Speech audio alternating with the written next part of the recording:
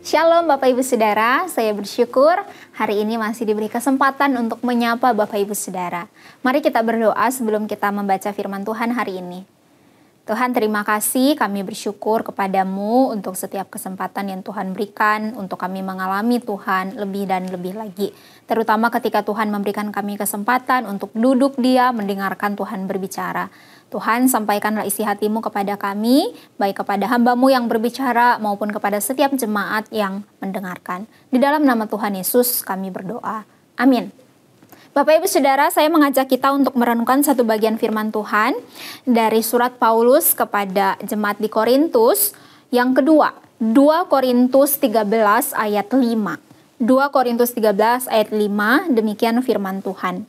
Ujilah dirimu sendiri, apakah kamu tetap tegak di dalam iman? Selidikilah dirimu, apakah kamu tidak yakin akan dirimu bahwa Kristus Yesus ada di dalam kamu? Sebab jika tidak demikian, kamu tidak tahan uji. Bapak Ibu Saudara, Polikarpus adalah pemimpin gereja di Smyrna. Dia juga dijuluki rasul yang terakhir. Nah, ketika dibawa ke tempat eksekusi, para pejabat militer Roma itu memberi Polikarpus kesempatan untuk menyangkali Yesus. Tetapi Polikarpus dengan tegas menjawab, "Saya telah melayani Tuhan Yesus Kristus selama 86 tahun. Dan Tuhan tidak pernah menyakiti saya. Bagaimana saya dapat mengingkari raja saya? Raja yang menjaga saya dari segala hal yang jahat sampai sekarang dan menebus saya dalam kesetiaannya." Bapak Ibu Saudara, karena tetap teguh di dalam imannya kepada Kristus, Polikarpus kemudian diikat pada sebuah tiang dan kobaran api mengelilinginya. Tetapi ia tidak terbakar hingga pedang menghujam jantungnya sehingga mati kehabisan darah. Rick Warren, seorang hamba Tuhan yang mereka pernah berkata bahwa life is a test. Setiap saat kita diperhadapkan dengan ujian. Ujian tentang kesabaran, ujian tentang kesetiaan, kejujuran, keteguhan, hingga ujian iman. Bapak Ibu Saudara, terkadang ujian itu hadir tanpa kita sadari, bukan? Mulai dari yang sederhana sampai yang kompleks dalam relasi dengan sesama, saat mendidik anak, hubungan suami istri yang retak, kesempatan untuk korupsi, menderita penyakit berat bertahun-tahun, hingga diskriminasi dan mungkin penganiayaan karena iman kepada Kristus. Terkadang mungkin kita gagal karena fokus kita tidak lagi kepada Tuhan, tetapi kenyamanan kita.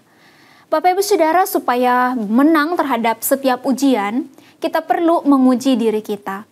Apakah kita benar-benar berdiri dalam iman yang sungguh kepada Kristus? Karena kita ini lemah. Tetapi syukur kepada Allah, karena justru di dalam kelemahan kitalah kuasa Tuhan itu menjadi sempurna. Maka tidak ada pilihan lain selain kita perlu bersandar pada kuasa Allah. Karena hanya dengan cara inilah yang dapat menghasilkan keteguhan dalam menghadapi ujian apapun.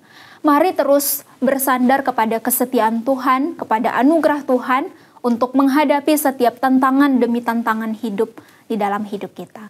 Mari kita berdoa. Tuhan, tolonglah kami supaya melalui pengorbanan dan kebangkitan Kristus itu boleh menolong kami untuk setia di dalam setiap apapun tantangan hidup kami. Kami berdoa supaya pada akhirnya Tuhan mendapati kami sebagai hamba-hamba yang setia kepadamu. Tuhan, tolong kami tidak bisa sendiri, kami sungguh membutuhkan anugerah Tuhan, kami sungguh membutuhkan kuasa Roh Kudus yang menopang kami. Terima kasih, berkati setiap jemaat-Mu di dalam setiap pergumulan mereka. Setiap harinya biarlah Tuhan memampukan mereka untuk menjalani setiap pergumulan hidup mereka bersama-sama dengan Tuhan. Terpujilah Engkau ya Tuhan, kami bersyukur dan berdoa di dalam nama Tuhan Yesus. Amin.